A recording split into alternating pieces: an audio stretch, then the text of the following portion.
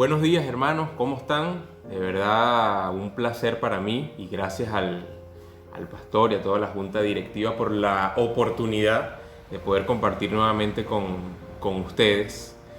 Y bueno, en esta oportunidad seguimos tratando seguimos estudiando el libro de Primera de Pedro y ya vamos por Primera de Pedro capítulo 4. Así que bueno, le pedimos a Dios que sea Él guiándonos. De verdad, como le dije, muy felices de poder compartir nuevamente con ustedes. Para mí, para mi familia, es un placer.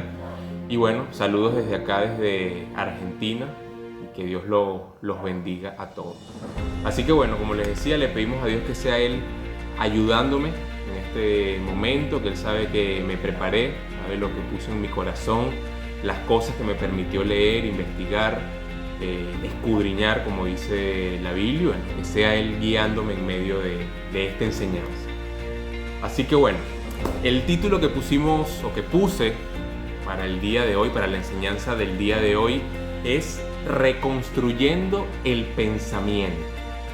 Y ese reconstruyendo es es una preposición muy argentina. El lo utilizan para todo.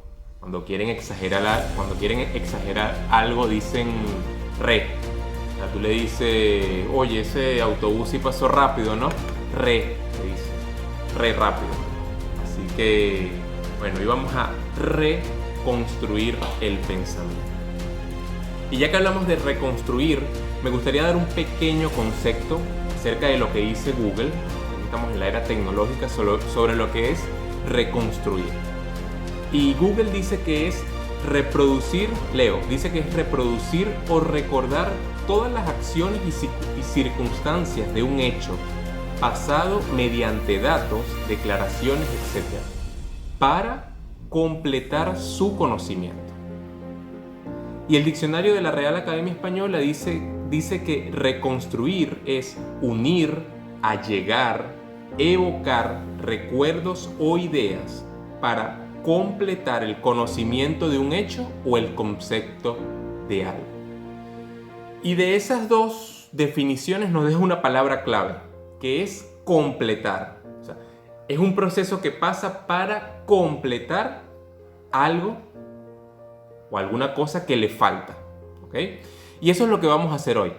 Vamos a completar lo que ya está en nuestro corazón, a seguir construyendo lo que ya está en nuestro corazón y a completar lo que Pedro viene hablando desde el principio que escribe la carta, completando cómo nos vemos a nosotros mismos delante de Dios y delante de los demás en estos tiempos que estamos, o en estos últimos tiempos en los que estamos. Y bueno, la lectura que vamos a tener hoy es de Primera de Pedro 4, del 1 al 6, y lo vamos a estar leyendo y vamos a estar estudiando hoy en la Biblia, en la versión de la Biblia de las Américas.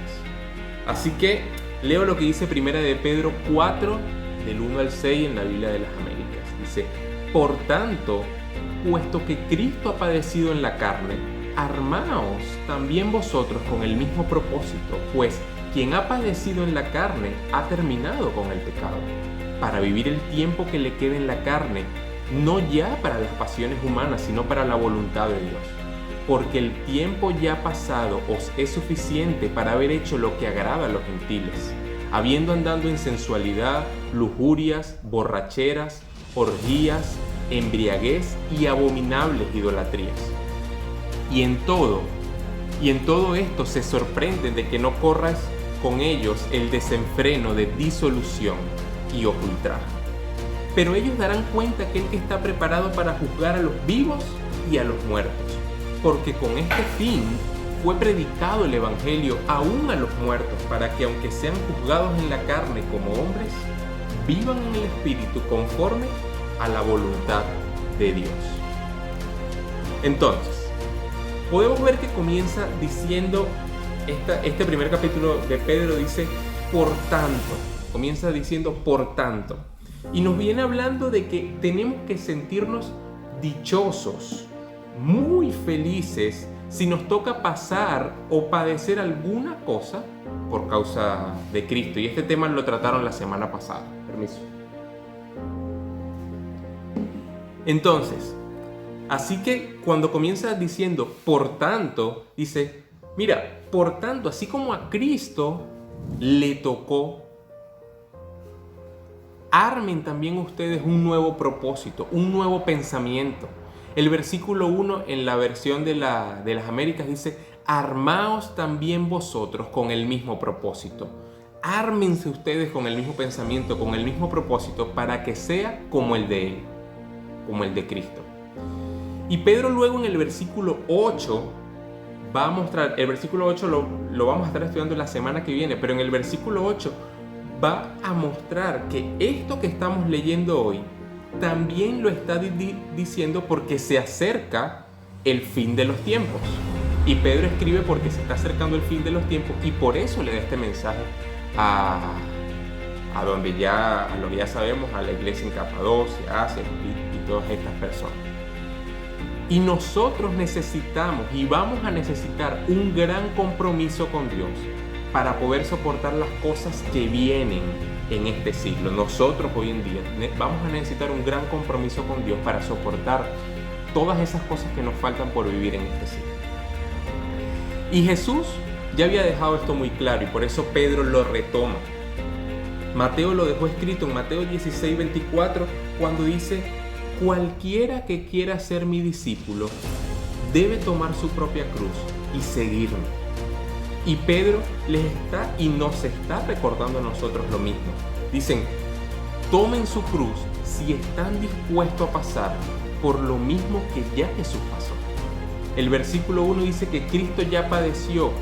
Ármense ustedes con ese mismo propósito que Cristo ya padeció.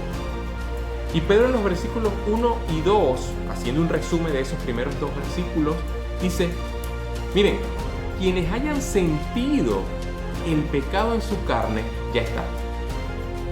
Ya está. No pueden volver a eso. Ya terminaron con el pecado. Y preparando esta enseñanza, yo decía, wow, pero Pedro dice que los que ya sufrieron los que ya pasaron por ese sufrimiento en la carne ya se deberían olvidar del pecado. Y yo decía, bueno, pero no es tan así, o sea, no, siento que el pecado aún está alrededor nuestro y es algo con lo que luchamos día a día. Y preparando esta enseñanza para todos nosotros, encontré un comentario de Eckton Hieber que dice así. Hieber observa que cuando Pedro dice terminó con el pecado, que lo dice en el versículo 2, ya terminó con el pecado, Hieber dice, representa el estado espiritual de un sufridor victorioso. Carga una nota de triunfo. Efectivamente ha roto con una vida dominada por el pecado. No necesariamente significa que ya no comete ningún acto de pecado, pero que su vida pasada, dominada por el poder del pecado, se ha terminado. Leí esto y dije, wow, o sea, ese término que él utiliza dice, cuando yo digo que ya nosotros debemos haber terminado con el pecado, dice, ese es el estado de un sufridor victorioso. Realmente no sé si la palabra sufridor existe, pero así le hicieron la traducción a Hieber y lo denomina como un sufridor victorioso. Y yo digo, wow, si esa palabra existe en verdad, es como realmente nos podemos sentir en algunos momentos. O sea, como nos sentimos y decimos, mira, estoy alegre por las cosas que ya pasé, sabiendo quién fue el que me ayudó a pasar por esas cosas. Así que tengamos en nuestra mente, mira, soy alguien que ya pasó por allí y hoy me siento victorioso de lo que ya pude aprender y de lo que ya Dios me enseñó. Y todo gracias a Jesús y por su gracia. Pedro también dice en el versículo 2, dice, cambien su pensamiento. En el versículo 2 dice, viene diciendo, cambien su pensamiento para vivir el tiempo que le queda en la carne, el tiempo que nos queda a nosotros en esta carne. No ya para las pasiones humanas, sino para la voluntad de Dios. Pedro está consciente que tenemos un tiempo por vivir, o sea, que nos queda tiempo por vivir, y le está escribiendo a todos estos cristianos.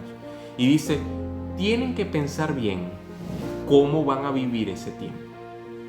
Les aconsejo, dice Pedro, que deberían vivirlo para la voluntad de Dios. Debería ser para Él. Y la verdad que esto es un recordatorio directo para mí. ¿Cuántas veces vivo para mí mismo?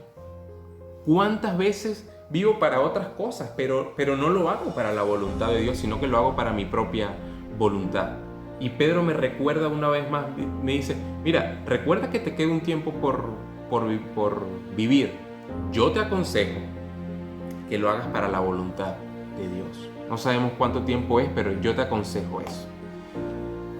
Seguimos con los versículos 3 y 4 y dicen así, porque el tiempo ya pasado os es suficiente para haber hecho lo que agrada a los gentiles, habiendo andado en sensualidad, lujurias, borracheras, orgías, embriagueces y abominables idolatrías.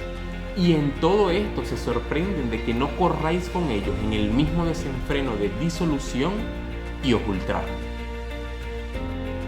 Y sinceramente y personalmente muchas veces he pensado que la sociedad de hoy en día está cada vez más alejada de Dios.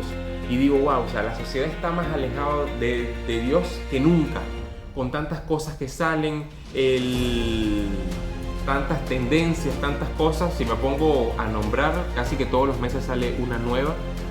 Y yo digo, wow, la sociedad está más alejada de Dios que nunca.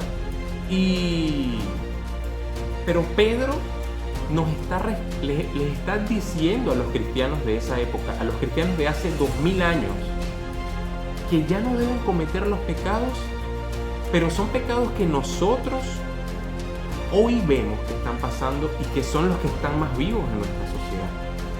Hay embriaguez, abominables idolatrías, hay lujurias, hay borracheras, hay orgías, hay gente hablando en sensualidad, como lo traduce aquí la versión de las Américas. Pero yo digo, wow, eso es todo lo que estamos viviendo hoy.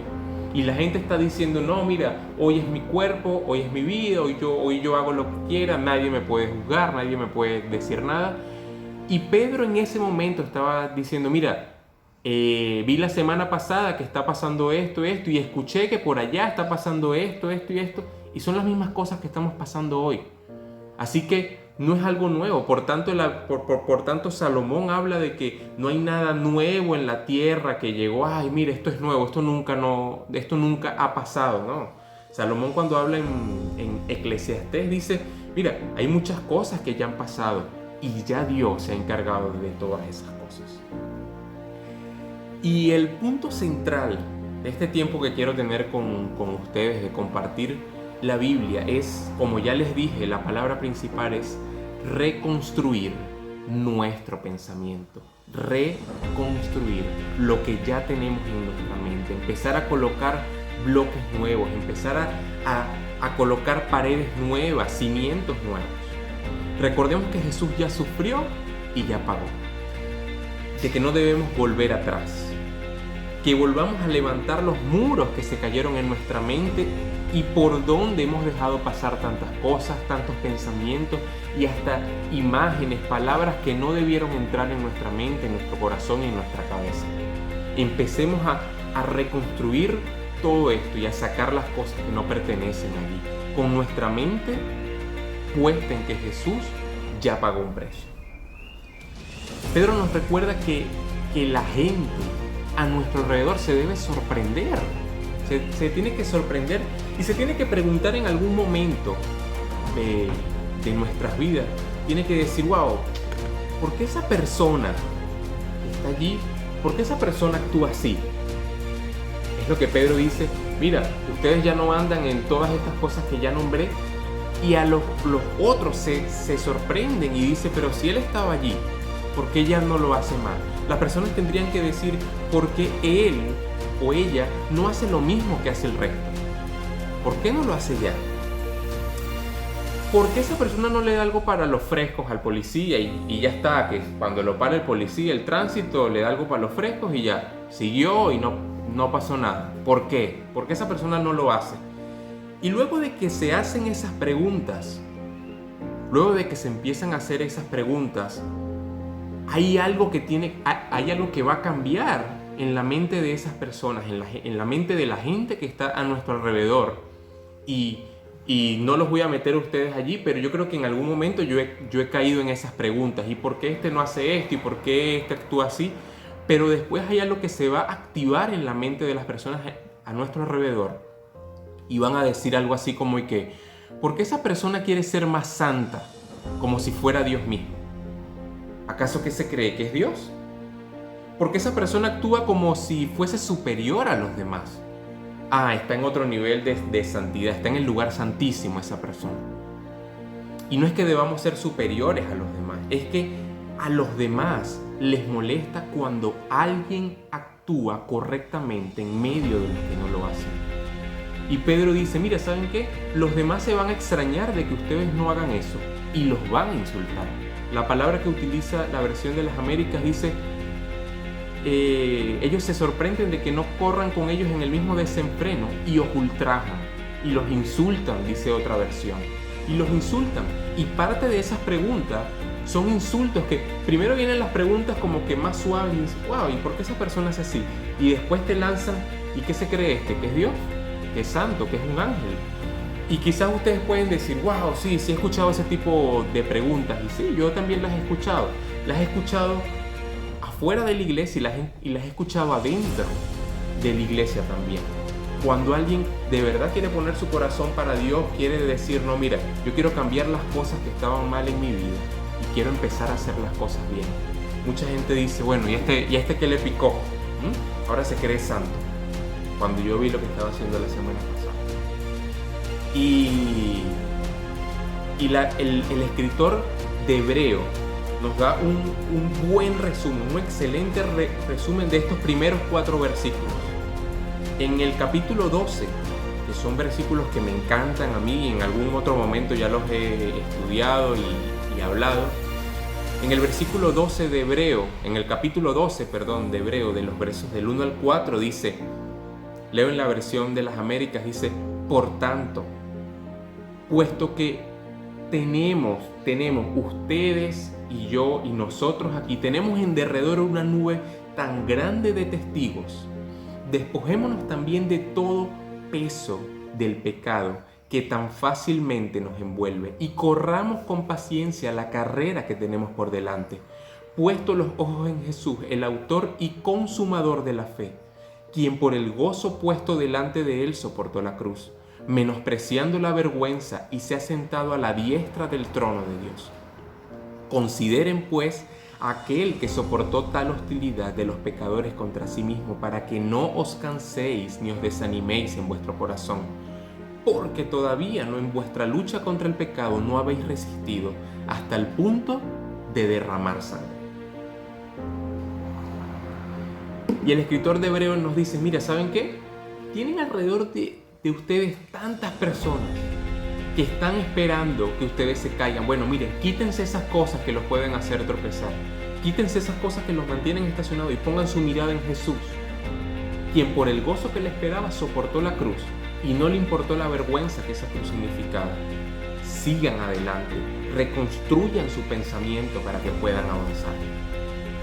Y hay un comentario que encontré de Meyer al versículo 4 de primera de Pedro 4, y dice así, y creo que resume esto que le estoy diciendo. Dice, no importa cómo tus buenas obras son recibidas por el hombre, si eres como Dios, las encontrarás recibidas con desprecio e ingratitud.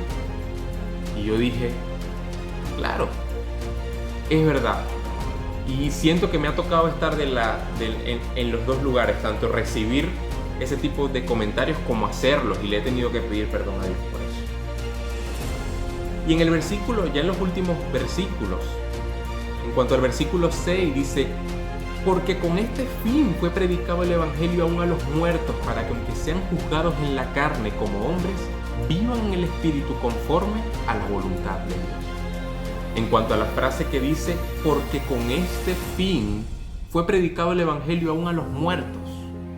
Saben, hay muchas interpretaciones de esta frase, pero que en este momento y el punto a donde estamos dirigiendo la enseñanza, si nos adentramos sería otra prédica completa y no aportaría tanto al tema que estamos viendo hoy.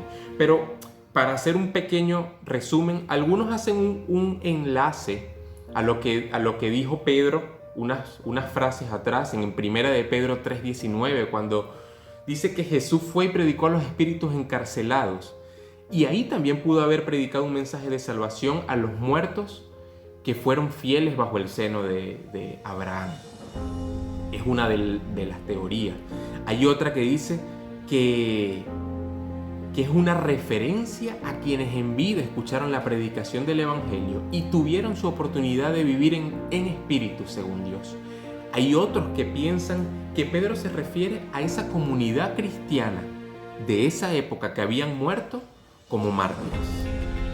Y como les digo, la idea no es adentrarnos aquí porque sería otra enseñanza completa, pero les dejo para que lo puedan pensar e investigar por su cuenta. Así que centrémonos en la reconstrucción de nuestro pensamiento, en lo que dijo Heber, el estado espiritual de un sufridor victorioso. Y les pregunto, ¿estamos armando o tenemos armada nuestra mente con el mismo propósito que tenía Jesús? ¿Estamos pensando cómo vamos a vivir el tiempo que nos queda? Que no sabemos cuánto es, pero estamos pensando cómo vamos a vivir ese tiempo. Y esas son las preguntas que le quiero dejar para terminar. Así que, hermanos, no traigamos a nuestro pensamiento cada día las cosas que hacíamos, como una película, y las traigo, esas cosas que hacíamos antes de conocer a Dios y conocer su cruz. Reconstruyamos nuestra mente, sabiendo que podemos ser diferentes a los demás. Y los dejo con un versículo que está en Filipenses 2 para despedirnos y refuerza lo que estamos diciendo. Y dice, así que, amados míos, tal como siempre habéis obedecido, no solo en mi presencia, sino ahora mucho más en mi ausencia, ocupaos en vuestra salvación con temor y temblor, porque Dios es quien obra en vosotros tanto el querer como el hacer para su beneplácito. Haced todas las cosas sin murmuraciones ni discusiones, para que seáis irreprensibles y sencillos, hijos de Dios sin tacha, en medio de una generación torcida y perversa, en medio de la cual resplandecéis como luminares en el mundo. Así que tengamos eso en mente. Que Dios les bendiga, hermanos, y gracias por esta oportunidad. Estaremos en contacto y nos veremos.